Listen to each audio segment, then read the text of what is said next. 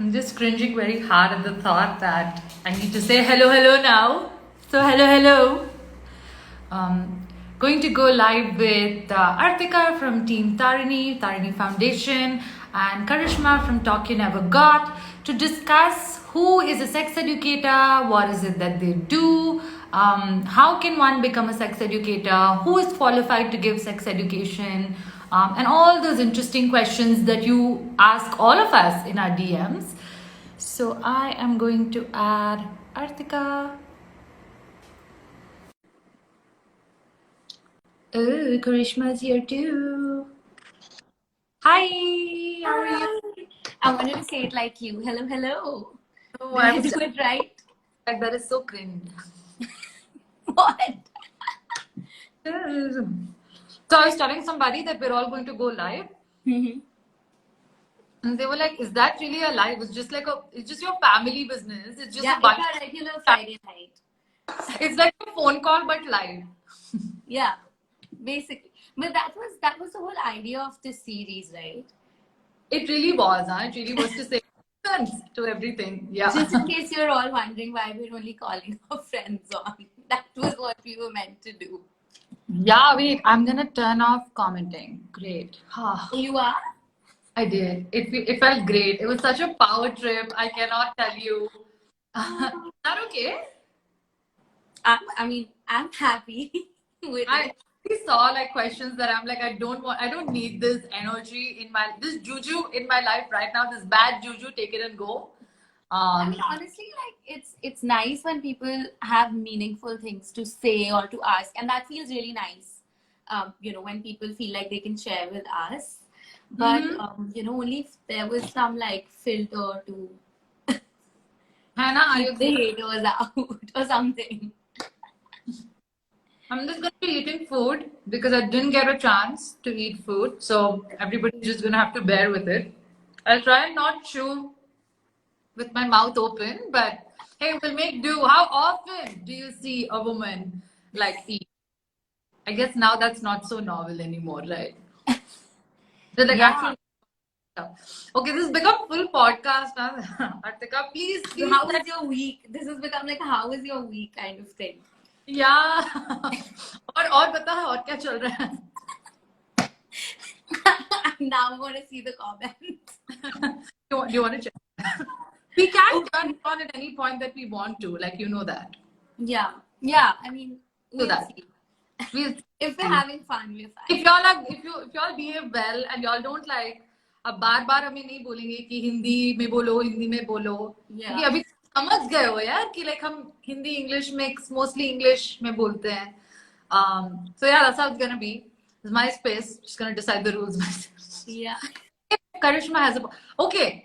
Meandering. Let's get to the point. Why are we here today, Artika? What are we trying to do? I did tell our folks that we're going to talk all about being a sex educator, and it's a question that we often get asked. But why did we think that this conversation was important? I think we've internally, on and off, if not together, discussed this at some point. In like various aspects of it, right? Like, why would somebody want to be a sex educator being the first one? The second one being how I have personally felt that if I say, oh, I'm a menstrual health educator, I get a response where my job is taken much more seriously by a certain group of people versus when I say I'm a sex educator, and then it's kind of, I don't know, like it's almost funny to people, or it's, it's amusement mixed with funny, and they just don't take it as a serious job. And they're like, okay, but what else do you really do? And then there's, of course, the whole thing about who can become a sex educator. Like, we as sex educators, can we point out there's somebody else's content on Instagram because, internet being such an open space, can we point out at somebody else's, post or reel and be like, they're not coming from an informed place, and like, what is even their place to kind of talk about certain things? So it's not just questioning from people on the outside, it could also be questioning from within the group.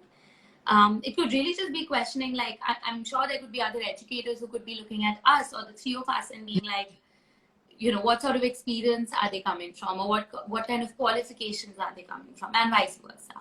So just talking about that.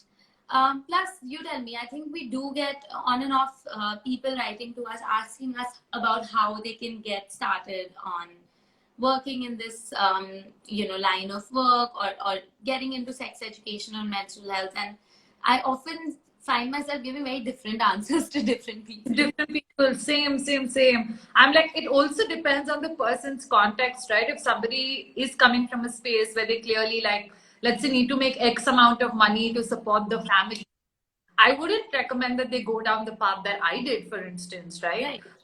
Or for somebody who does have the space and freedom to sort of explore courses from universities abroad, I would possibly like recommend those to them.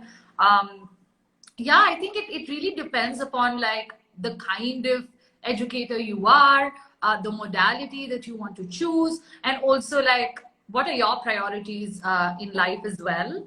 And I think like our guest today is just like the perfect person, not just because like they're like she's a really dear friend of ours, but also because hey, like is a fantastic sex educator, who not only works in the field, has been trained by Planned Parenthood, has worked with communities, and since the beginning of the lockdown, I know has been doing like beginning of the pandemic, has been working tirelessly to educate like student groups across the country, across the world now. Yeah, we're very proud to be her friend, and is also a fantastic influencer, might I say.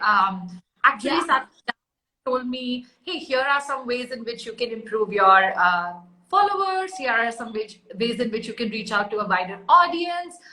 Free advice, because like friends and family discount. But and it actually did help me grow as an educator, influencer as well. I feel like a lot of people are very misogynistic when they shame the influencer culture, and when they make it seem like, oh, only the educated few can access this information. I just feel like that's deeply problematic. What's your take on it before we bring Karishma?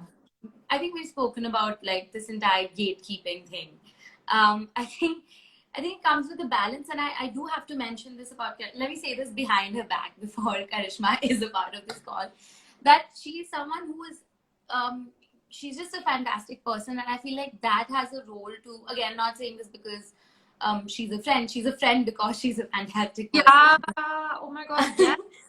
So, but the person she is has a big role to play in the kind of educator she is, and I think that works for all of us at some level, right? So, when she started off to now, it's been such a great time just interacting with her, because there's like a two-way flow of information. Like, credit of her success. I'm sorry. I will take full credit. Like, I think both of us need to take credit. We were such a great, like, cheerleading friend community. Yeah, like, that's the thing, that she was so passionate and dedicated about it, even before any of this was a thing, even before there was any incentives that was foreseeable for her or anything, which kind of shows that she really wanted to do it, not because it's trending right now, which is sometimes what I feel, like, just honestly what I feel sometimes when I look at content. Not because it's trending, not because, I think you shared the post about allyship, which said something about people who hop from the parachuter, who hop from one trending thing to another. So I often feel that with some people, and with her, I just felt so comfortable because I just knew she was here. Like, it wasn't because this is the it thing. And I think that has a role to play as well.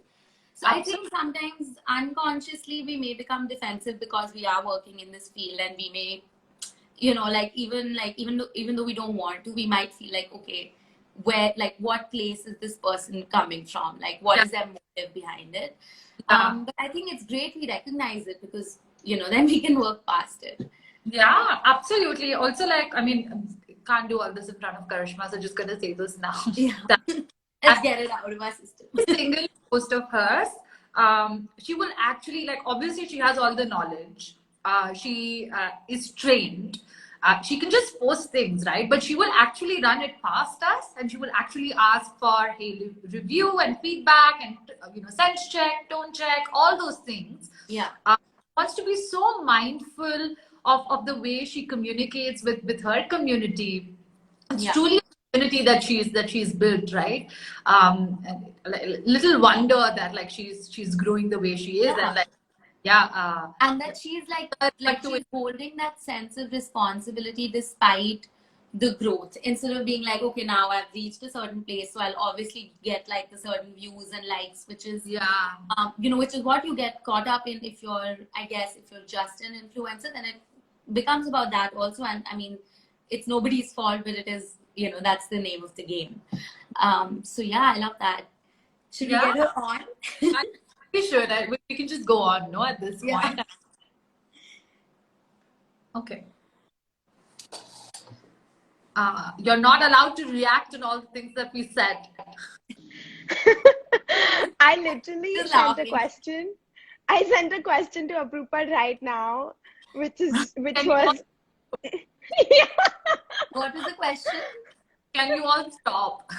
Oh, I thought you were requesting the like for us to change the name of this episode to Karishma Appreciation Day. No, but really, that was too much. And thank you so much. Like, honestly, but things that we've said to you in private before, you were like, for those of you who are accusing us of just befriending an influencer, we knew Karishma before she started an Instagram page. Okay, so like, F you.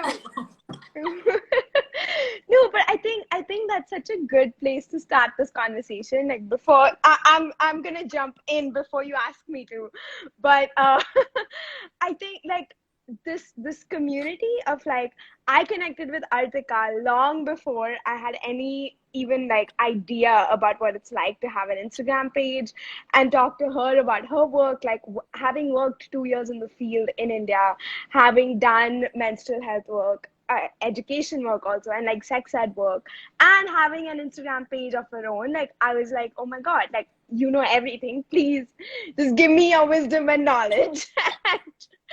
No, and I feel like when I found Aprupa, it was once I already had started Instagram, but it was also like very similar place of like wanting to learn and wanting to grow. And I was just like really lucky that I had people like the two of you and a few others in the community who've just been like so warm and giving with your time and your support, and even things like running my posts by you.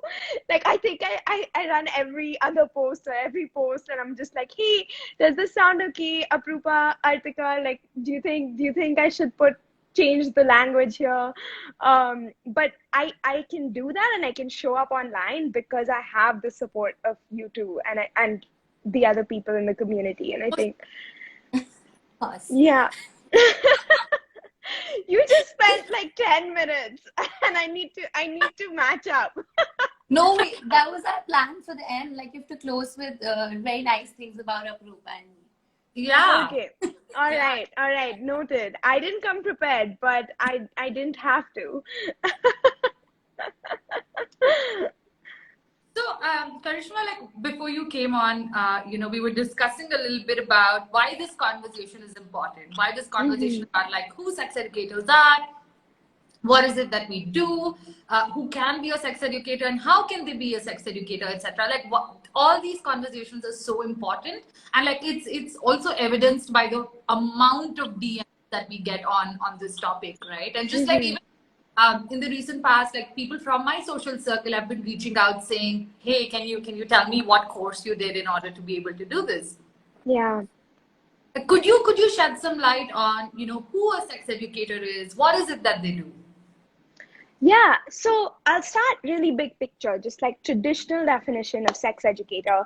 I picture someone who goes into educational institutions like schools, like colleges, and teaches sex ed, which is what? I think let's take 1 second to define that as well, where like sex ed is not just teaching people that, you know, this is how sex happens, but it could be, but that's not the only piece of it. I think what people like to call comprehensive sexuality education, or CSE, is more nuanced, more complicated, and more holistic.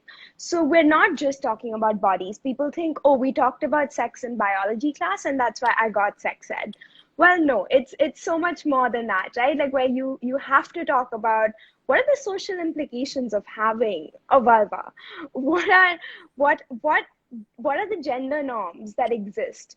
How is that related or not related to the sex you are assigned at birth, right? Like, there's so much more to sex ed than sex itself. Like healthy relationships, looking at sex and the media and how it's portrayed, being able to even just Google something, like that being a skill of like that you teach in sex ed, of like I Googled something and is this a credible source that I'm looking at? Like that in itself is also a sex ed skill.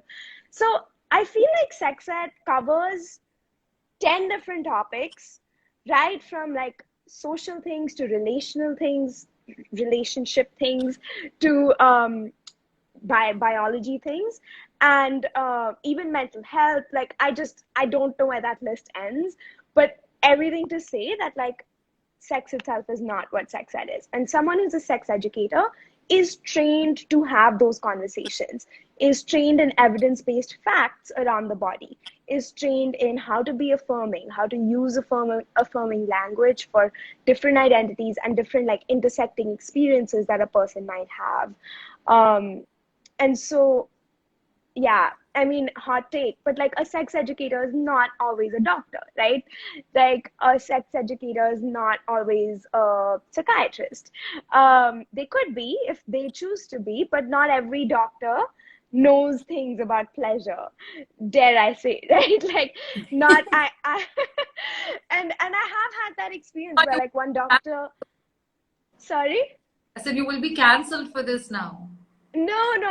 And this is not like hate towards anyone specific. Like I think there are amazing doctors doing amazing educational work on the internet. Like, and I'm gonna give shout outs because why not? There's like Dr. Tanaya, Dr. Nivi, like you know, you name them and they're doing really good work. Is Artika frozen? Okay. Yeah. Just for me. All right. Used to doing this every single episode by now. All right. Well, yeah, I think that there are people who are doing amazing work in talking about this stuff because they deal with it in their work and in their daily lives. But I think there's so much more than just the medical aspect. It is social, it is psychological, it is, what's the word I'm looking for? Not social, but like socio-political, I would say, to talk about sex ed. Mm-hmm. Yeah.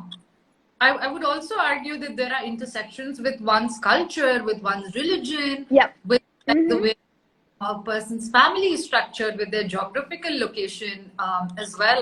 And I love this holistic definition of sex ed that you've given us. And I love that you're also looking at it not just as one aspect of a person's health, which is their sexual health, but you're also talking about its implications on physical, reproductive, mental, social, political, financial, all kinds of health. Right? And that's how the education must be as well. It must be affirming to folks from all these different identity locations and all these different intersections. And in fact, like a discourse that we've now been having within our communities about the implications of caste and being sex educators or being practitioners in this space, and how complicated it gets when you talk about something as nuanced and as sensitive and as violent at times as caste, and then you talk about intimacy, right? Like how did the two, what's the interplay of the two? Yeah, Artika, would love to hear your definition as well, because I know that your grounding has been a lot of menstrual health, but like menstrual health again is incomplete without all these different conversations. And then your journey to becoming a sex educator. Yeah, I mean, I love Karishma's definition, and I pretty much agree with all of it. I think anytime this question is thrown open to me, the only thing I think I say differently because of how I got into the field in the first place was because I started working in menstrual and reproductive health, and then slowly kind of working my way through other topics because there are so many, right? So I think the only thing that I add in the definition of CSE is that menstrual health and reproductive health is a part of, for me, is a part of comprehensive sexuality education as well. Like I just feel that they're so deeply interlinked that for me, it just feels wrong to kind of disconnect them and place them as different topics. They are different subtopics within the same discipline to me. And I love what you said about the holistic approach. I think because of anthropology, I'm always going all holistic about everything. Like I say that about everything. But it is absolutely true, and I love that you mentioned it, and that you said that there are 10 different things. So for anybody to be a sex educator as a whole, you kind of have to know these separate things. Like sometimes people feel like you have to know all of these separate things, but you can actually just be good in a few areas, and there can be other people who can be good in a few areas. Which also brings me to the point that we were talking about training. So when one discipline, which is so large and it has branches, it already has multiple branches, and there are new branches coming up, with as we progress in time. What does training as a sex educator look like, or what should it look like? Not what does it look like, I guess. What should it look like according to you? According to me, or according to? Yeah, according to us. Everyone. According to us. Were you Because not? comments are off. No, I don't know. I've never done this 3-person thing before. Okay.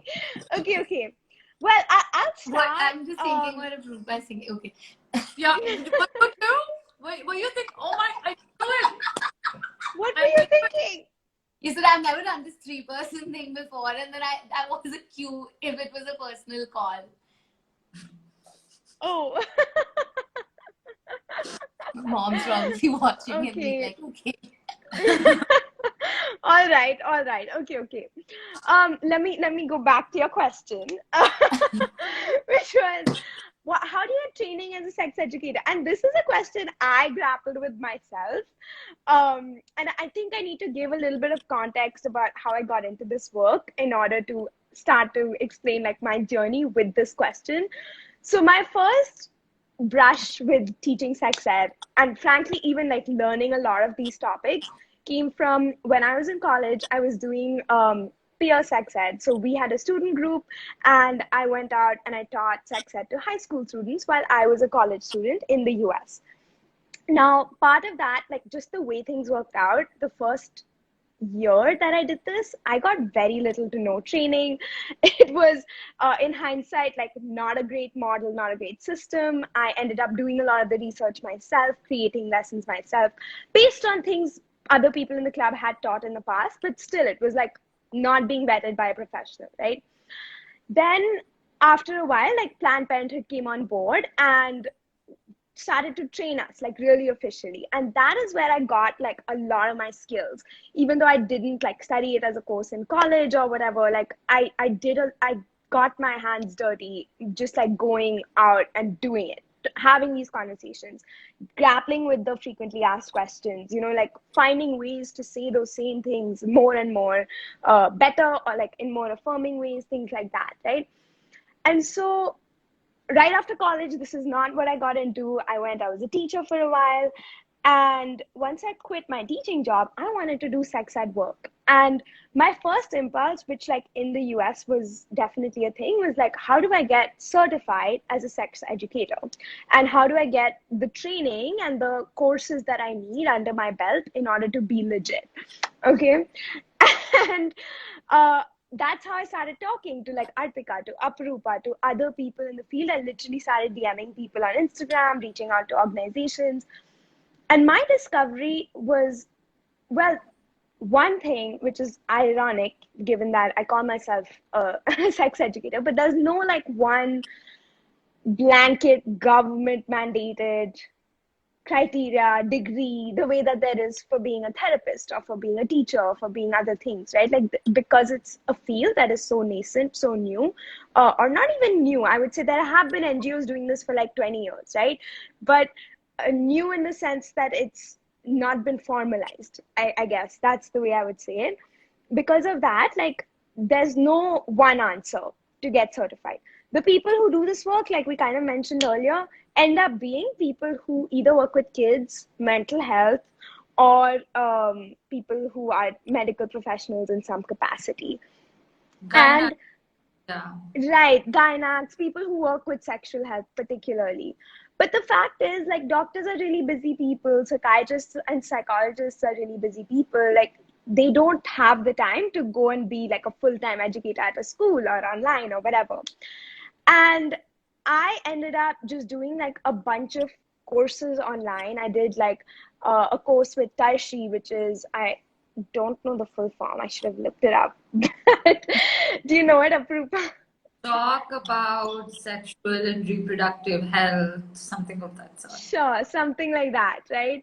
So yeah. No yeah, comment. so they, Somebody commented, and I said, no, I turned comments off. yeah. Someone question saying comments off, what a power move. It was. That's so funny. Also, I can see the questions too, which is amazing. But anyway, so yeah, like I found that there's some NGOs and stuff who are offering courses, and I decided to do certifications and things like that through those organizations. But there's no one blanket, like this is the path to it. And I say this with caution, right? Like I'm saying, you still need to be informed and aware and educated to be able to educate other people. But how you get there is kind of like a choose your own adventure right now, because the systems have failed us. In a country where the systems don't encourage, formalize, and support sex ed, we cannot formalize and enforce something like a certificate or a degree and things like that. Yeah, that's a really long answer to your question, but would love you all to add on to that. No, that was very, very well put, Karishma. I feel like maybe the answer to this is to also talk about, like you did, a bit about our journeys. I started working in this space and like going to schools and going, like this is in Bombay, and going to colleges way before, like a couple of years before I got a formal certification. I worked in a company, and like I would do this work day in and day out, right? Like that was my full-time job. I'd moved from, doing law to realizing that may not be my calling, and what I do enjoy is to like I would do gender justice work, so realize that, oh, what I want to do is actually be in the education space, to then coming to this space and sort of exploring it before I realized that, hey, I actually do want to study a bit more. I do want to understand, just like naturally intelligent. So I did a great job, like even though I was not qualified. But no, so like, a lot of it was also owing to the fact that, I grew up in Bombay, right? And I grew up in South Bombay, and I grew up with the kind of privileges and access to the kind of resources that I did, which meant that like talking about sex or learning about sex wasn't such a taboo thing for me, right? I had access to people, I had access to resources. So that may not be the case for everybody. And that may not be the case for, and like some folks may require more training than others. To get to a place where they're actually confident about going and talking to people or like doing workshops, etc. But no, but I definitely wanted to study more. So did a course from the Tata Institute of Social Sciences, and of course the Tarshi course, which I like recommend to anybody who DMs me, and a bunch of other like courses on gender, STIs, relationships, and so on. A bit of mental health as well. But like I think the course that I speak of, the one at TASE, was not necessarily something that I would recommend to everyone. I think it is for a specific type of person with a specific type of politics. It wasn't. I don't think it was the course for me, for sure, to grow as a. So diplomatic. Can I just say? My very well-rounded answer. For someone with a certain type of politics. But also, brochures, or what do I even say? Also, haven't got a certificate yet, by the way. Listen, you're certified. Like the fact that you're out here, right? Like, and that's what I'm saying. Like you, and there's a flip side to this. Sorry to cut you off, but just a small interjection. There's a flip side as well. Like you could have studied and you can still be a really awful educator if you're just like not mindful of people's identities and experiences and all of that. And depending on what you even studied, like maybe you studied something that was for a certain type of politics and not every. Right. Yeah. Sorry. Continue. So yeah, basically that was the case with me as well. Did like just a bunch of certificate courses and worked in the field like day in and day out for like 3 years. So like that's where my knowledge comes from. And also like I think one very important thing for me was to constantly ensure that I am upskilling and to not be satisfied with like doing one certificate course 10 years. This is also shared by the way, one certificate course like 10 years ago, and just be satisfied with that, right? Like that's not enough. Like it needed to be a course. It can also be you reading, it can also be you speaking with the community, right? It can look like different ways, but you have to upscale and you have to keep in touch with what the youth is currently talking about, like what are the kind of shows that they enjoy, like what are some of the slang words that they may use, what are some things that you weren't privy to, like the kind of knowledge and kind of resources, but like what's happening right now basically. So you do need to almost be very in touch with the here and now as well. So yeah, so I think also like our backgrounds, right? In like my background in law, like Atika in anthropology, and Karishma in like various things, not just like social sciences, but also like art sciences. They call that, by the way. So I feel bring in that nuance to the spaces. Like the same session facilitated by the three of us would look so different. Yeah.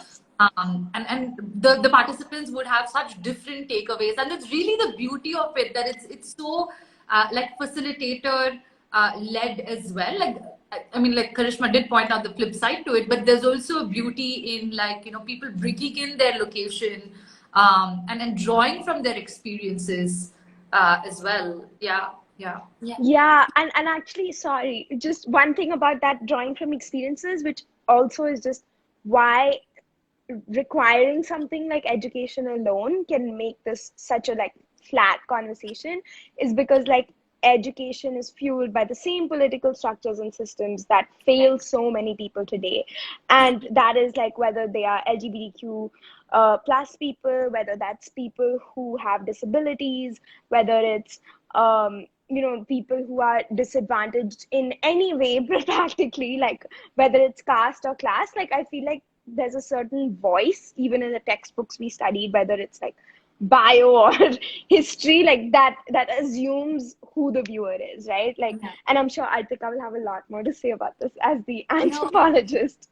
I mean, yeah, I think if I was to just roughly talk about the journey of training, which I personally feel like is ongoing, and I know you both would agree with that, because things are changing, right? And so will we as we go along. But yes, so I studied anthropology. I'm sorry, group, I could hear you. No, sorry. I just said also we are changing. Yeah, and we, yeah. So I studied anthropology and I did specialize in public health and epidemiology. And of course, a lot of what was happening in anthropology kind of made me feel like for me, working on the field was the way to go. So I wouldn't even say I had tried a lot of ways back then. It just felt like such a great way to do things to me, honestly. I was just very attracted to it. And I just felt like this is a way to like move things. And I think that's where the attachment really started from. Mental health came later, maybe I think second year of college. So yeah, I of course I studied public health, and I had a conversation about this yesterday with Karishma, that the course was very, very traditional. And as we were saying, it's because it's part of a larger system. So it's not like my professors were wanting to just keep us away from certain information. They were just doing their jobs and teaching us. Of course, they could have done it better by suggesting a change in syllabus or like teaching us things that were maybe not in the syllabus. But yeah, that's what happened. The course was very, very traditional in its structure and content. And I have to say it was a lot more things that we were learning than, let's say, my peers who were doing other courses, just because anthropology is that subject that kind of allows you to do that. But other than that, like now when I think about it, we could have known so much more. We could have learned so much more. And I guess people would have thought of us as legit then, but unfortunately that didn't happen. And yeah, my first, from 2015 itself, I was working not in menstrual health and sexual health as it was imagined then, but I was working in health and sanitation and doing a lot of education with younger children. And it's so funny because nobody ever even asked us to train ourselves because we were dealing with a younger age group. But in 2016, when we started working with menstruators who were older, who were above the ages of roughly 16 or 18, that's when people said, oh, you should get trained, you should get trained. And like the people who were funding our project were like, oh, you have to be trained. And everybody started saying you have to be trained. But now I feel like there is so much that goes into teaching children. So if you as an educator from outside go in and teach them the exact same thing that's maybe already been taught in their school, I don't know how we as educators are then adding value in their lives. So, and again, not every sex educator needs to go and teach children. But if you do choose to go and, interact with children, or if you do want to create a project around training younger people or people in a certain age group, then you do have to I feel like you do need to put in the work for that. I wouldn't say you need to get trained or you need to get certified, but you do need to put in the work for that, whatever you would put if you were working with another, age group, for example. And yes, I think now we all do talk about this. We talk about credibility, and I kind of also feel bad about how sometimes my credibility would be lower to somebody versus that of a doctor because they're a medical doctor. Even though when we're talking about sex education, we're simply not giving any medical advice. And we keep trying to make that distinction. We keep trying to say, don't ask us questions. So I have to say that, I have to admit that sometimes I do feel bad if that's the reason that somebody will think I'm less credible than another source. But when I first got my team trained, or even now, we've got our training through gynecologists because at that time that seemed the most approachable and the most available option. And I just wanted to come from a place of responsibility where I wanted to be saying things or teaching things that I had already cross-checked with a professional. And to me, that was a credible person at that time. So I don't entirely blame people when they do that, but that's just kind of like a shift in thought that's required. And yeah, I think I mentioned to you both that I wanted to do the course you were taking up, Rupa, for example, or in the future, or I've done some non-certification online courses where I've learned so much. I've heard of things I've never heard of before. So I think, yeah, ultimately then certification isn't what's the most important, but of course your experience counts. But as a person, you should be coming from a responsible place and probably not just a Google search, I think. And again, I think whenever we say this, we are talking about a lot of content we see online and not on field work, because we don't know what those experiences look like. So yeah, I think, and just circling back to who can be a sex educator, anybody who's interested in it and is willing to put in the work to learn, which could of course look like a certification course. It could look like actually going out to work and just taking the responsibility to learn. Yeah. And there's so much free content around, even just finding sex ed curriculums that are made and vetted and things like that. There's so much free stuff out there, whether it's courses, whether it's people just putting out stuff that's evidence-based and important. And I think that, there's no excuse for someone to just make up stuff or post stuff for the sake of being sensational, or to try and copy someone else's work who is doing that research and repost that same thing the same way. Because those tools and resources exist if you have access to the internet, of course. Yeah. Also, did Artika fully play down the fact that she runs a whole organization and they're doing fantastic work on the field? Fully played it down, erased it, totally talk a bit about Project Maita, please. Like, what is this? What is this? Like, I'm so modest and No. like I'm not trained by gynac. Excuse me. No, it's so funny because of COVID, because we've been a little on the down low we've had to be because of COVID. It's just I just feel sad about it. I think I told you I'm going back from this Sunday, but I'm getting like anxiety because it's been so long, and the last time we were going to go back, the second wave hit. So I've just drawn an association in my head. But yes, Yeah. so Project Mahina, if we were to talk about Project Mahina, there's another person in my team whose name is Himani, who's worked with me on the field, and we've both studied dance. We've had the same educational background and training and everything. And yeah, I think we thought fieldwork is the way to go. And we were like, have you seen those reels where you do something and you think, oh, am I better than everyone else? We were those people. We were like, ooh, we're using our education to like change the world.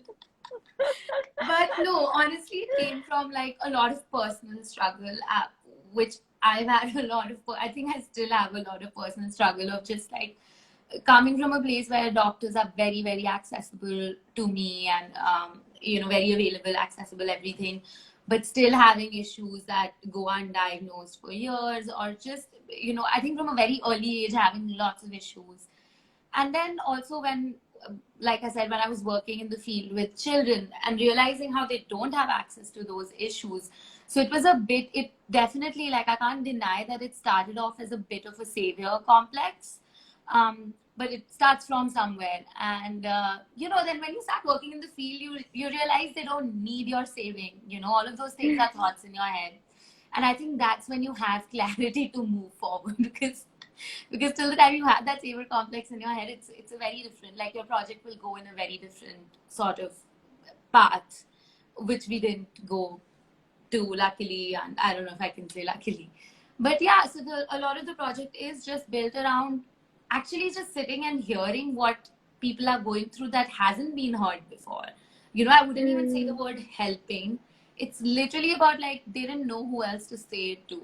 So just coming in as a person who has maybe 70% or even 60% information to aid them, or to even be like, okay, this is a doctor you can go to. That's just what Project Mahina is really about. And I think we spend more time on building personal relations with each and every person who's on the field so that they have the comfort to share their problems with us. Than on actually educating them, right? Like, of course, that happens also, but then so much time is just about really being a community in like a real sense, like a community where like everybody knows your name, and then we're also discussing things that are not sex ed or menstrual health. And I think that's the charm of it. On like Instagram, we have to be like, don't send us your personal questions because we have to follow certain rules. On the field, they can share whatever they want to and whatever they feel comfortable. And, they don't even share it because they expect a response from us. Sometimes they're just sharing because they feel comfortable in sharing. And I think, I think that's my first thing that I would do when the lockdown opens, I think. No, sorry for putting you That's to spot. great. Like the incredible work that you've been doing on the field so long, right? Like, sorry, they just do. Everybody. Great, right? Like I know that right now. Could you like maybe talk a bit about that? Like how does one support? Sorry, this is a side track, but like would to know, how one can support the cause as well. Oh, how sweet! Once we go back on the She's field, shocked. I'm just like, because nobody asks us. Every once in a while we're like in emails to people who don't want to pay us. We're like, please. But yeah, I mean, we're happy to have volunteers who are geographically available, which is obviously a little more difficult with COVID. But if anybody comes and joins us, we do get them trained in basic fieldwork things, like just basic etiquettes of being on the field. And they're just kind of part of the team who can go out and interact to people and not really even, they don't even have to be educators. So it could just be anybody who's just wanting to be out there on the field, which is a lot of anthropology and sociology people write to us, honestly. But yes, of course, there are other people who want to get into sex education or mental health education, and they can join. We would love to have doctors come and, you know, help us, work with us. It doesn't have to, because a lot of time people think we're just asking for them to come and join us for free, but we actually do pay stipends for anybody who goes on the field. And the last thing is that you can help us get the funds for the stipends. So once we have a full project structure, I'd be happy to share that, I think. So thank you so much for, you know, giving me the space to talk about that, or for mentioning this. But yeah, in case where we feel like there is a lack of funds, or we could do with more funds, then we'll put out places where you can contribute. You know, contribution can like mean money, but contribution can also just mean things, because we, for example, we train the community members who are interested in learning in making and selling cloth pads. So sometimes contribution can just look like old cotton cloth pieces from your house. So yeah, once we have the full structure for the upcoming project, then I'll be very happy to share this with you. Yeah, please do, please do. Thank you for, you know, taking us, like both of you, for like taking us, and me too, for taking a ride. Thank to us. you. And Thank you. yeah, really the bottom line here is you need to sort of figure this out as to how it would work for you. And you really, the important part is for you to be reflexive. Important part is for you to like not get offended when someone says that your content is not correct. I think big shout out to Karishma, the student run page. I forget, Sex Education India. Which one? Sex Ed India. Yeah. Yeah. The Right? sexeducation.india. Sexeducation.india. Yep. Because Sex Education India is also another page. Okay. Sex Education. Oh. Yeah, big shout out to them, because when Karishma and I approached them and said, hey, like this post can come off as this way, although your intention is not that, it can prove to be triggering for people, or it's inaccurate, they immediately took it down, and they made a corrective post after that. So I think, you know, being reflexive like that, being open to critique from your peers, right? It could come from anybody. Like I've had, you know, students writing to me and say, hey, are you sure about this information? And like, yeah, maybe I wasn't sure. Maybe I didn't do my research properly, or maybe I phrased it in a way that is archaic now. Like not use dinosaur language and like that.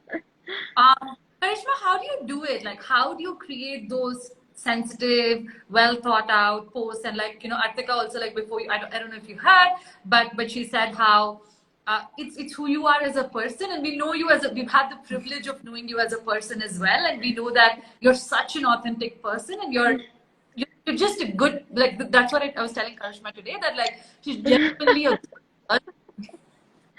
Okay. do want to know, like, if you have some tips for us as to how one would go about creating content mindfully.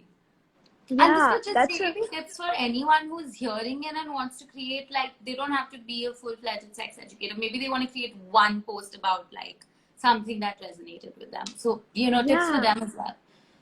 Yeah, I would say the biggest thing was like, firstly, just like understanding that my voice had value, just the way your voice has value and your voice has value, right? Like I'm pointing to both of you, but like, and everyone who's watching here, right? Like your voice and your perspective is really valuable, and the way that you say something can matter to someone and connect with someone and have them look at it and hear it in a way that like they had not thought of it before, right? And I think especially when it comes to social media content, like it's so subjective. It's not as simple like, okay, publisher approved the book and it was published and you spent years doing it. No, it's like quick.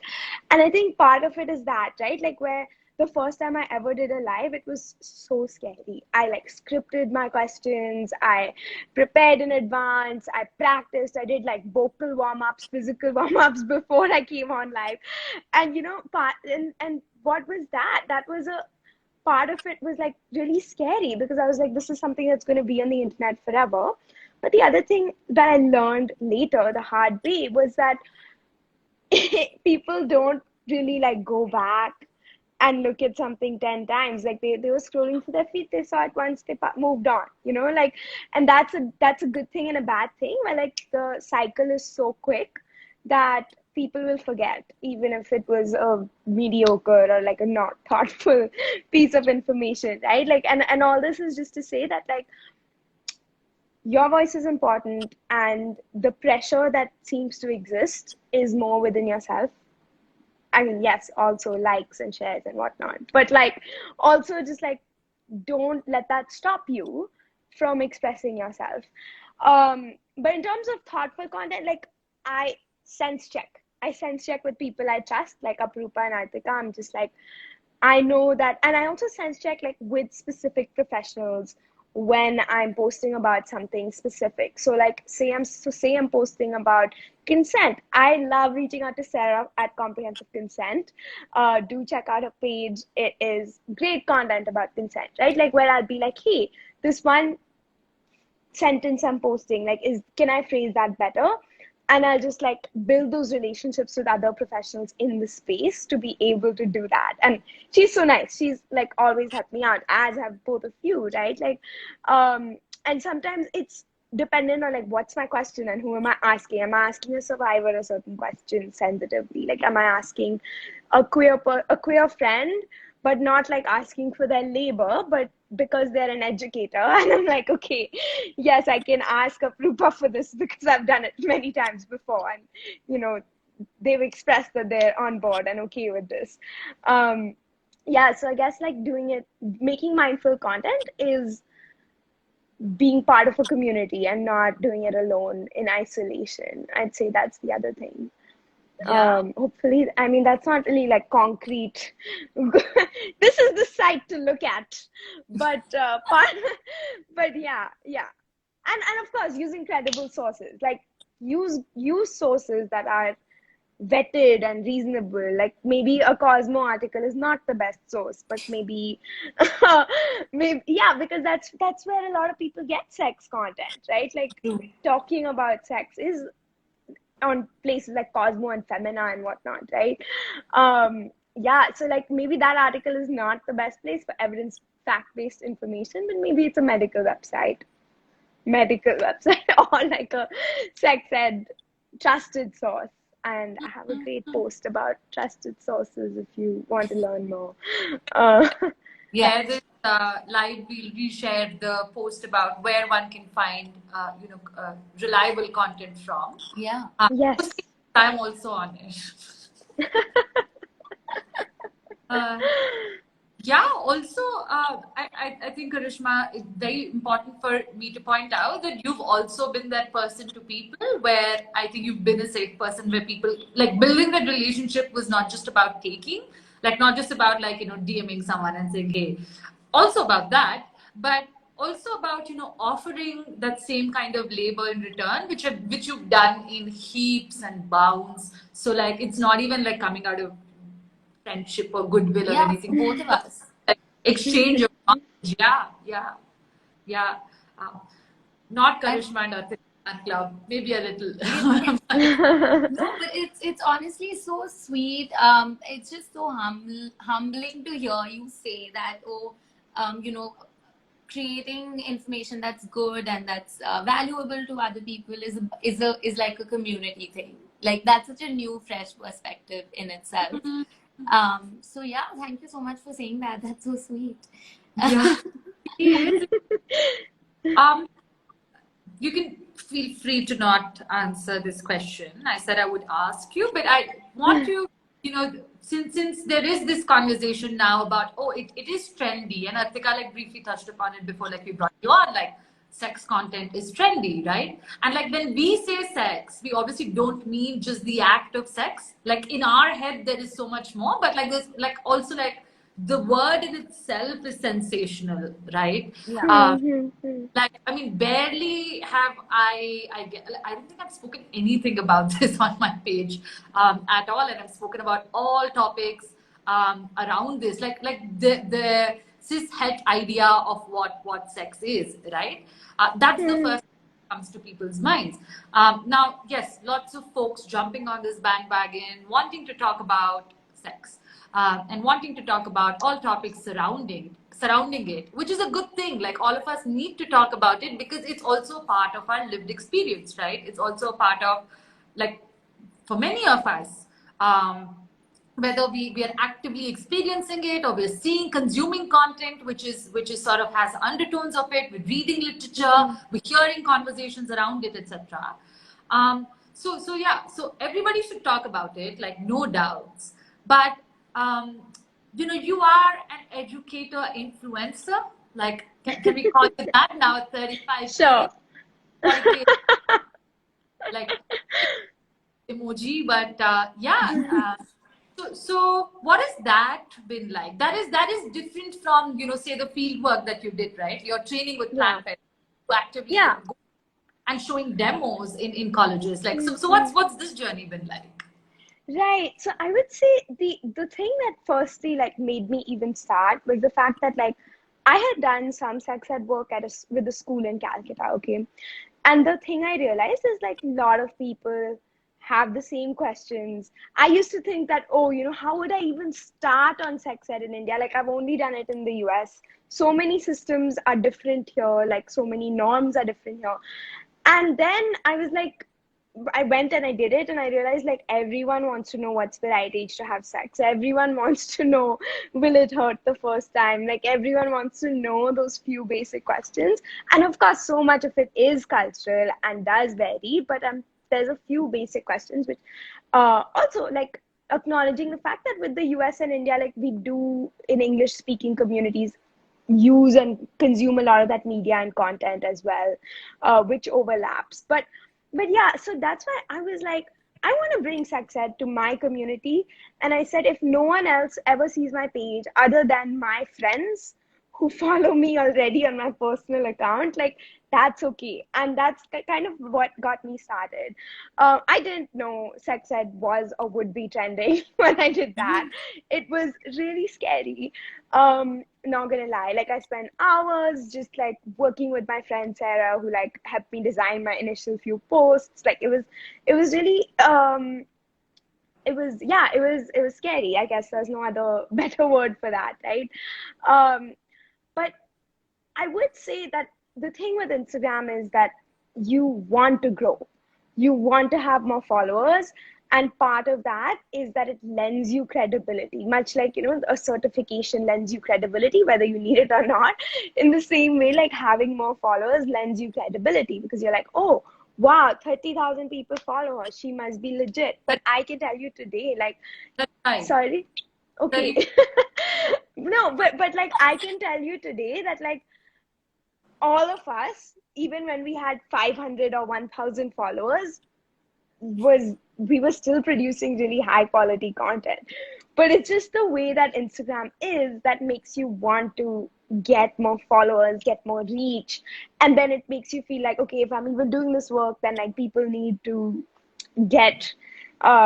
people need to be seeing this work and whatnot. So yeah, I think like we three of us have talked a lot about how Instagram is so toxic. Artika keeps taking breaks from Instagram. I feel inspired, but I think I'm too far in to actually delete the app for a weekend. I can't. I need to know. Like today, my sister yelled at me because I woke up and the first thing I did was scroll through Instagram, like the moment my eyes opened. But don't people do that every day? Isn't that I'm trying to not do it for a week. Wow. That's you. I said trying. I want to grow up and be like Artika. Yeah, me too. But you're right. I think we are already so like sucked into this system that we keep coming back. Like I've deleted my personal account to run this because I was like, I'll be spending double the time on Instagram otherwise. But I remember this one conversation very, very distinctly when Karishma had 5,000 followers. I remember because this was a part of the conversation and a brand had reached out to the both of us and they were offering very like different things. And we were just discussing how like, this is so annoying. Like, how can you be questioning or like judging our credibility or the quality of our work, if not to say credibility, by the number of followers we have? And yes, we can keep criticizing it, but that is the system we're a part of. And yeah, like wait for the revolution. And until then, keep posting. also there's like a small part of me that's like, okay, maybe it's a big part of me, but like, why is it that only certain types of people on Instagram are allowed to chase followers and are allowed to like True. want to be big? The fact is that like we are also part of those same systems that a beauty blogger, travel blogger, etc., who like traditionally are scripted to like want followers. Like we're part of that same ecosystem, and on Instagram, your work has value if more people see it and more people engage with it, right? Um, yeah, I forgot what your question was, Aprupa. I hope this kind of answers it. Answered really, really beautifully, even if you've forgotten the question, which like I did want to, talk a bit about your experiences as an educator and an influencer, right? And like, in fact, like Artika and I the other day, we were like, has your engagement suddenly dropped? Yeah. Artika real was like, oh, here are some ways in which I reached out to you as well, Karishma, and I said that, oh, it's suddenly stopped. And then you gave me like comments to how I could remedy that. And Artika sent me the reel, and she was like, yeah, not going to be doing any of this, but like maybe you'll find it useful. If you want to try. True, right? Like it's not like I'm just putting content out there and it's just like reaching all the people that I wanted to reach, right? Like there are like is a very real thing, and thank you for highlighting that, and also talking about how it's actually not a bad thing when you work really hard on something and you want a lot of people to like it and you want a lot of people to resonate with it and you want it to reach a lot of people. Also you want to get paid for it, like why not? Yeah. Like this is the content that we put out, like people charge for. I also feel like we're not asking random people to come and pay for the free content that we put out. That's fine. I often feel that the people we ask for payments are people who do have a marketing budget set aside and they are using our content or us as a resource to market, a product or a service or whatever it may be. Is anybody here? Is anybody listening?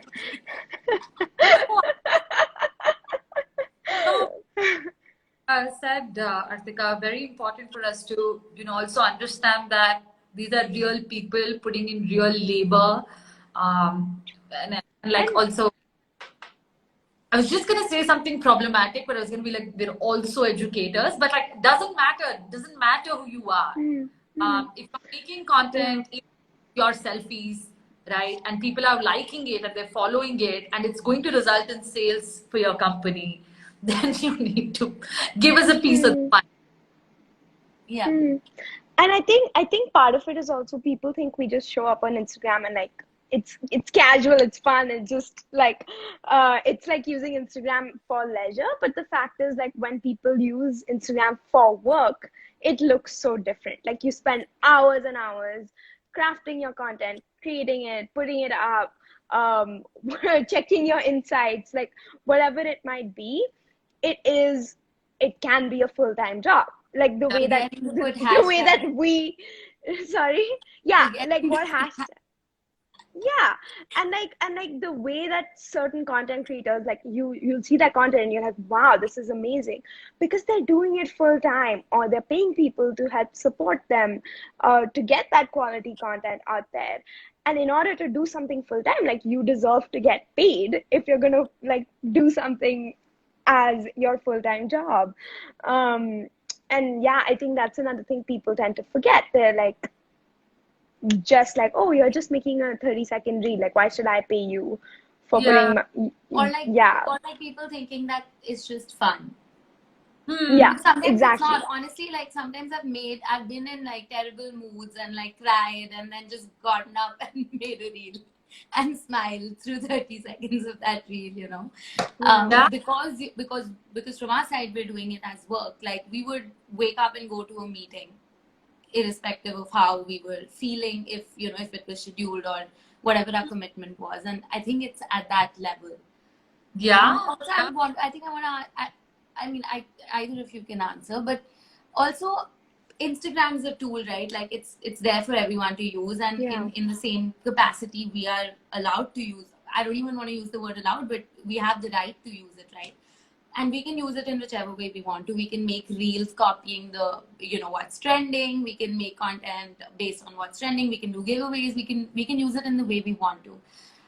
In that space, how okay is it for somebody to just negate everything else we've done, or our work as an educator, just because we're now using influencer or social media marketing tools, and be like, oh my god, XYZ is an influencer, and like don't even listen to them or whatever.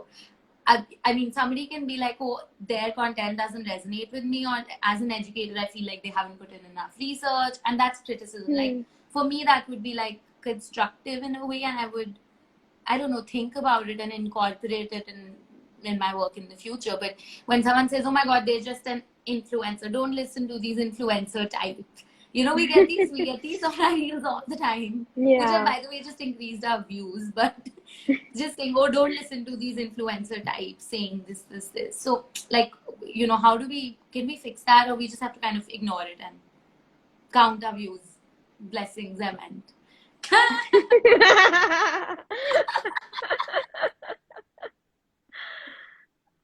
Okay. I am gonna, like, I've gotten those comments too, where people are like, these people do anything for attention, like, that those type of comments, and I'm just like, that's literally not true. But I think the influencer hate is not unjustified, right? Like, I think there are influencers out there who are just selling things, or like not, or like actively putting out harmful content or things like that, right? Like, those people exist. But I'd like to believe we're not those people. We're better somehow.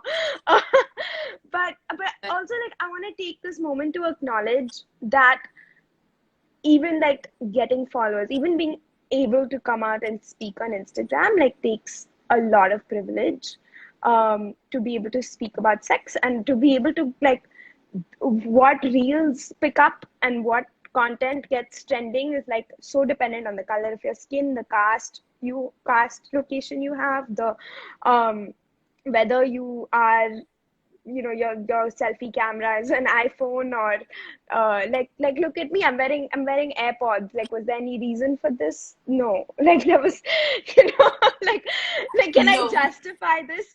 No. Can I, like, justify this in a way that is logical? Not really. No. Like, it's a fact that, like, even to be able to speak so freely in public, you have to hold a lot of privilege, and be able to say that, oh, those haters don't matter, or like, let them call me whatever they want, let them call me influencer. Yeah, Aprupa, you're gonna say something, and I, like, just kept speaking. No. I agree. I was just like, essentially just like, yeah, doing the whole headbanging thing, speaking, because it's important to also say that I understand, like, I don't appreciate the language, obviously, and I don't, the vitriol, why are you spewing that on me? Like, I just like to believe I'm like a very, like, soft, kind flower. So I'm like, why me? Yeah. Right? Yeah. But, like, having said that, like, what you said, Karishma, about, like, yeah, we may be more responsible.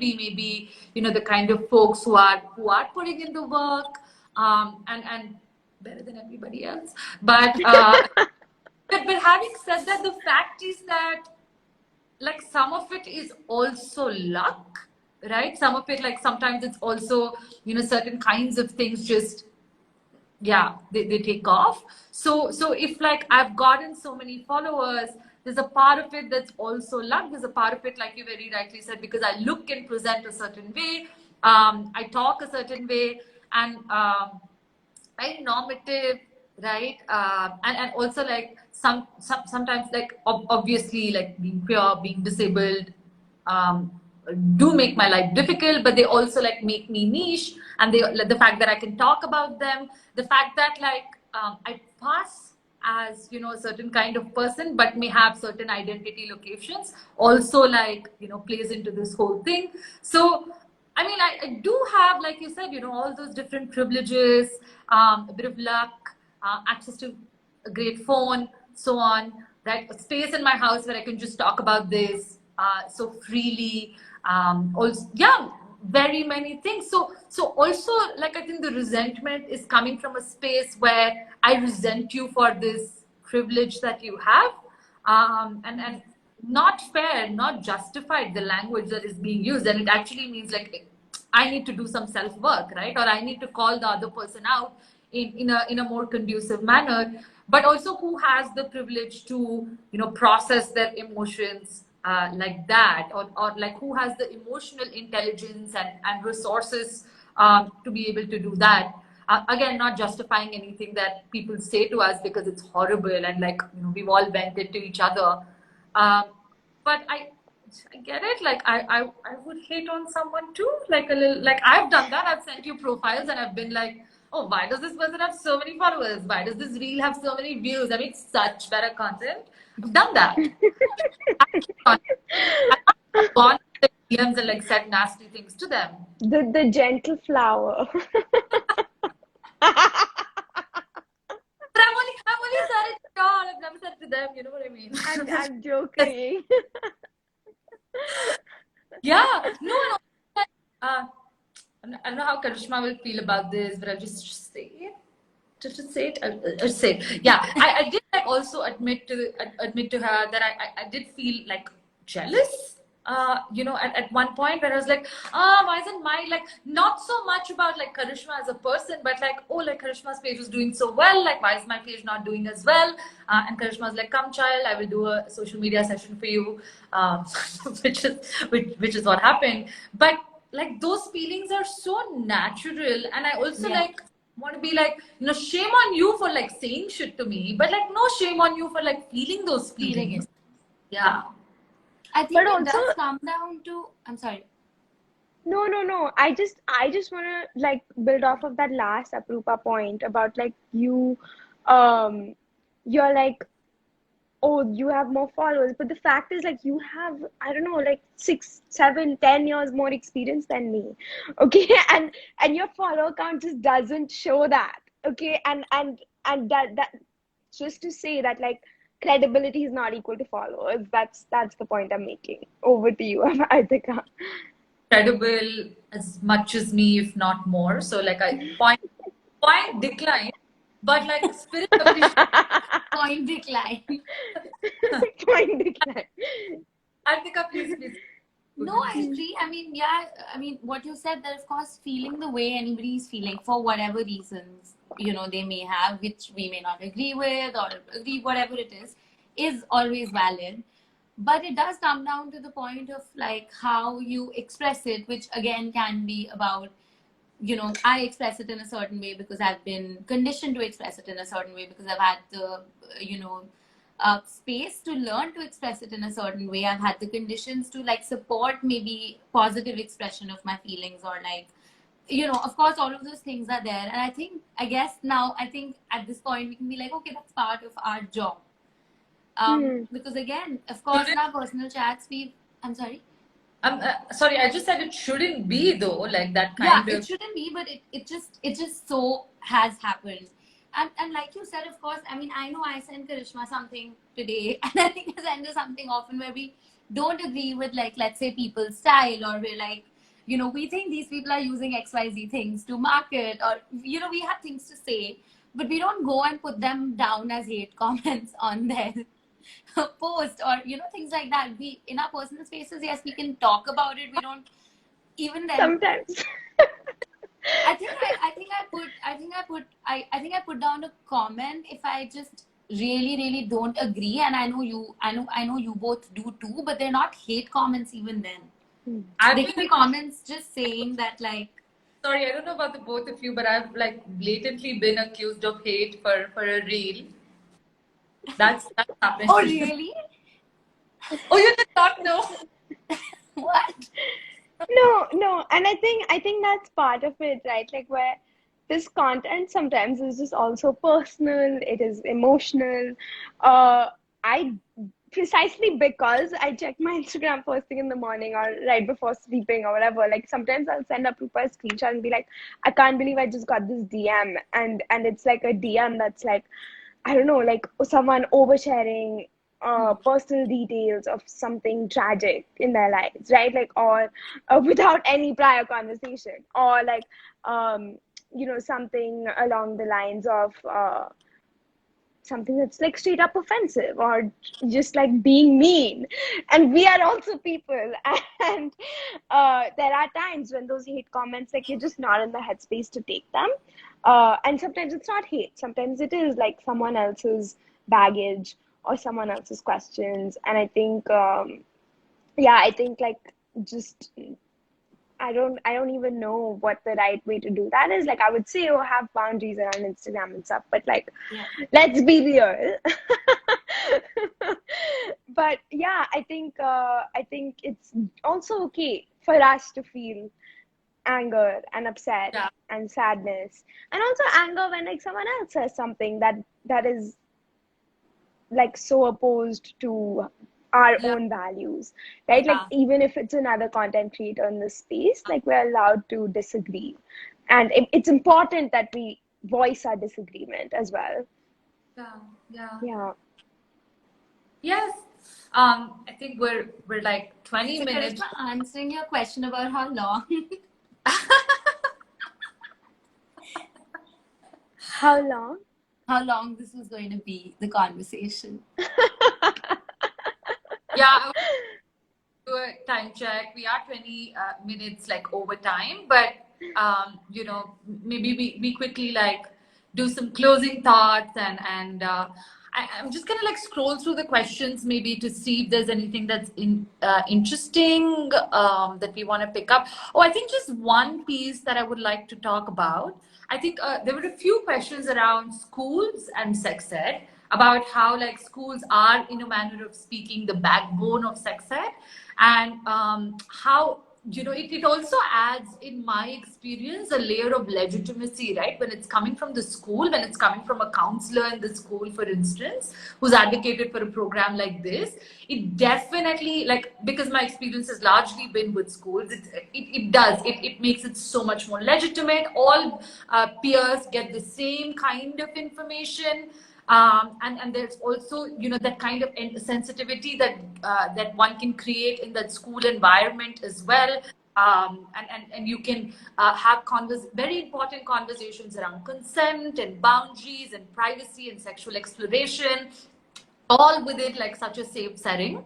And also, it also shows to young people that you respect their autonomy, and you respect, like, you believe that they can make informed decisions, which then definitely leads, like, statistically also leads to better decisions, right? When you empower young folks with that kind of information.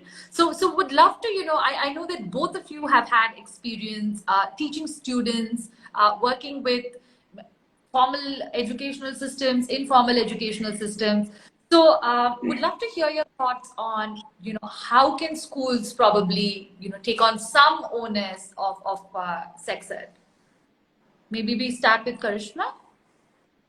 I was hoping you'd start with Atika, but sure. We'll start with Artika. Yeah. Sorry, I said, can we start with Artika? Great. Yeah, I agree with everything you said. I think adding to that, I always agree with everything you say. Just adding to that, I think why schools and even colleges for that matter, but schools more importantly, work as a really great place to great place for sex education is because, in my experience, when it comes to younger children especially, there is a whole angle that's there, which is about seeking permission from the parents or the guardians with respect to even sharing certain kind of information, which is still considered not okay to share with them. So when you're in a school setting, that permission comes to you almost sort of automatically, because nobody ever questions what school is teaching, right? Like, they can go ahead and teach the kids anything and it's considered legit. This is not to say that schools teach trash, but this is just to say that there is not a lot of questioning that goes on. But so, I mean, that makes that just means that one thing that schools can do is that if somebody is approaching them, let's say, to come and speak to their children or talk to their children, it is the responsibility of the school to vet this organization or this educator the best to their capacity. And yeah, and I think another thing which I think schools can do, because schools are such an important part of a child's socialization at any age group, and you're invariably going to be spending time there, and the goal is for sex education to become inbuilt in the system in such a way that you're not even like saying it separately, sort of a thing, just like kind of naturally be there. So the school already has faculty. What I think could work is to actually have faculty go through some sort of shift in viewing the way they view sex education. I don't know if they sometimes they also need to be aided with more information so as to teach them, but also just go through some sort of sensitivity training or other such things which can help them become better educators, let's say from a biology teacher, which is the most common, or like an EVS teacher, which, because they already have a certain amount of knowledge, they already have certain sort of a relationship with the people that they're going to be talking to. So I guess some like additional I don't know, skills, I would say, not even like knowledge or training. So I'm going to disagree with you just a little bit. Yeah. For the first time. No, but I just, like, as someone who's worked as a teacher, teachers are super overworked. They have so much on their plates, and they have like so much already going on. And I think the approach you mentioned is great, like in terms of operating within the systems that already exist. But I think that there's a version of imagining systems where like you have full-time sex educators in staff who teach weekly classes, or like every other year every class has to go through a weekly class, or every year, right? Like, because your needs for sex ed keep changing and keep developing. And even honestly, even if it's a couple of checkpoints through the school life, like maybe 12th grade, maybe 10th grade, maybe around 5th grade, like even if it's just that, like incorporating it, making it a repeated conversation where that space becomes a safer space where kids are like, okay, I'm gonna come here, and we talked about this last week, and last week she answered a question about blowjobs, so I can really ask anything, and this week I'm prepared. Like even something like that, like building relationships with students is something I never get to do as someone who like pops in for a lecture, pops in for a class, like does a webinar and goes away forever, like and I think that's why like schools have that unique access to young people over long periods, and especially like subjects which are not tested in exams get special love from young people. And when it's about sex ed, which is already like such a haul, like the kids love to learn about it and talk about it, not in a gross sleazy way, but just in a like, we have so many curiosities we want to fulfill kind of way. And then I would say, like, just not answering Aprupa's question at all, which is that the importance of like the work we are also doing of like showing up online beyond education institutions, where like when I started my page, I thought I would only cater to young people like high school and maybe college, because that's what I'd done before. But then you realize like we have generations of people older than that who never got sex ed, and like a 29-year-old who's never had an orgasm, or a 35-year-old who's never had sex before. And like, sorry, I'm so sorry. Is that supposed to be like really old ages that you can think of, like 29? I'm saying no, I'm saying like ages which are not kids. Ages that are not high school. Okay, we get it. You're almost 35. No, but what I'm saying is like, people think that teenage years are the only years where people are curious and asking these questions, but these questions keep continuing as through adulthood. And that was something I learned the hard way. I don't know, just like through experiential learning. I wouldn't say hard way, but yeah, of like you do need to also show up in other spaces, just given how things are set up. Yeah. Yeah, and obviously there's no one way to do this. In my experience, what I found was because we'd only go once in a year and we have this session with the entire school, that was the model that we worked with. I thought there was a lot of meaning in that because I was just going to come for 1 day, 2 days, talk to them. They could ask me whatever. They could be very frank with me. I wasn't going to judge them. Like, obviously, no tragedy, but it invariably comes up, no, if you're seeing them every single day of the year, thanks vacations, hopefully. But if you're seeing them so frequently, like you also form an opinion about who they are as a person, and I felt that there was also meaning in me just going in, having the conversation, popping in, popping out, right? And I love that. Yeah. questions answered. Some folks still like in the schools that I've taught still write to me and they're like, oh, you'd come then and you'd spoken to us and so on. Like, so they do, also because, we are slightly appear closer to their age, me not so much. Or at least we are, I mean, in our approach, maybe we're more contemporary. And so it's a bit easier for them to also communicate with us. And I make it a point to like keep myself abreast with like pop culture and like, I need to know what's happening. You're so with it. So with it. To, speak in a language that is making sense to them. Like I can over intellectualize it with the two of you, but I wouldn't necessarily do this in a school setting at all. So there's also meaning in that, which also goes to show that like there's no one answer to this. Like, should parents do it? Should sex educators do it? Should teachers do it? Should counselors do it? Should peers do it? Everybody should do it. Everybody should have a in this, and that everybody has to contribute to this conversation. Also, like quickly going to talk about the importance of peer educators and training folks within the system that way, right? Because hey, like I'm more likely to relate to them. And also, like when you're in school, the psyche is such that you're going to find the head boy or like the head girl or the head person or like somebody in a position of somebody in the student body in a position of authority are likely to find what they say more aspirational than an educator coming in and saying the same thing. Which is why we also spend so much time building, like even if it's just a one session, one touch point with them, right? We do spend some time breaking the ice, having a conversation with them, cracking jokes. Like, why do we do that? I mean, we're really funny in general, but also like we consciously do that so that we connect with them on a human level and they feel comfortable to share some of these very real fears and shames and issues that they're sitting with, right?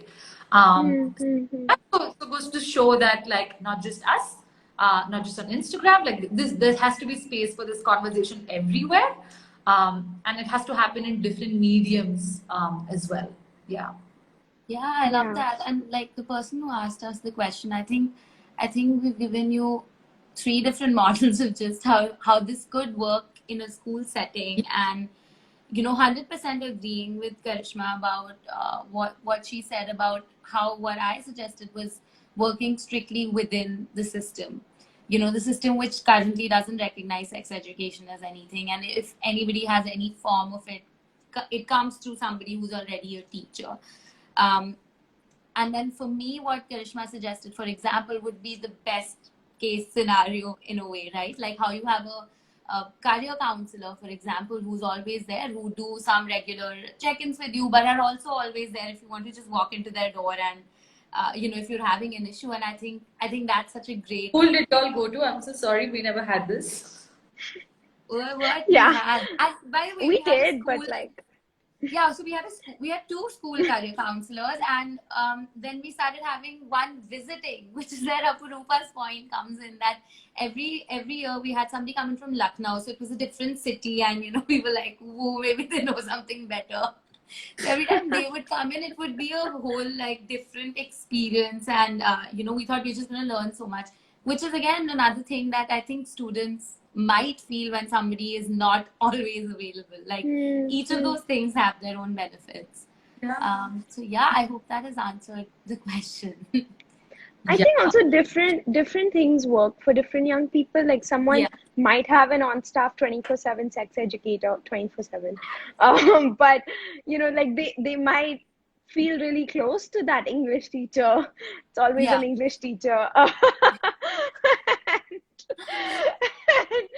And like and that English teacher being equipped and prepared to have that conversation when it comes up is also important. Like, as someone who had an English teacher who had this conversation, like kind of impromptu out of nowhere with that class once.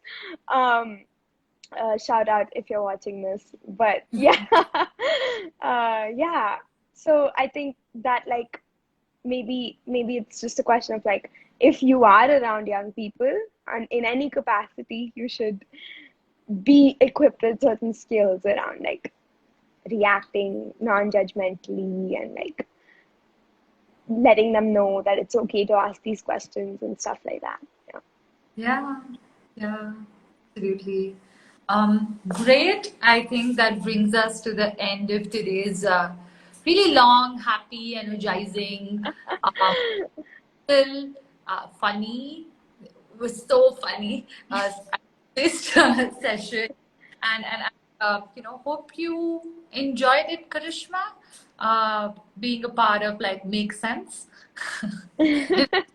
So good. I'm so jealous, and I'm not here every week. Like No. With you to be honest. no, but it's been really nice. Yeah, to just like unpack some of these things that we talk a lot about privately, but not in public.